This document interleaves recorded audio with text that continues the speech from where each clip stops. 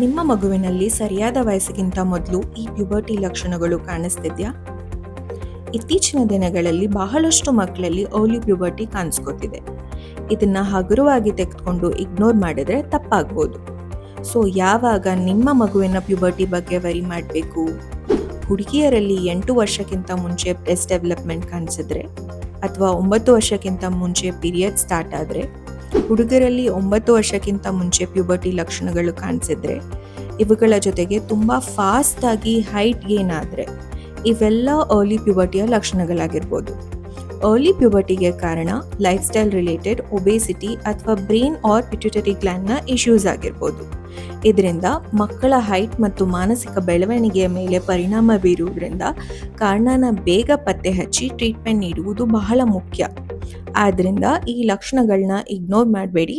ಸಂದೇಹ ಇದ್ದರೆ ತಕ್ಷಣ ಪೀಡಿಯಾಟ್ರಿಕ್ ಎಂಡೋಕ್ರೈನಾಲಜಿಸ್ಟ್ನ ಮೀಟ್ ಮಾಡಿ. ಈ ರೀಲ್ ಸೇವ್ ಮಾಡಿ, ಶೇರ್ ಮಾಡಿ. ಮಕ್ಕಳ ಪ್ಯುಬರ್ಟಿ ಮತ್ತು ಹಾರ್ಮೋನ್ಸ್ ಬಗ್ಗೆ ಇನ್ನಷ್ಟು ತಿಳಿಯಲು ಫಾಲೋ ಮಾಡಿ.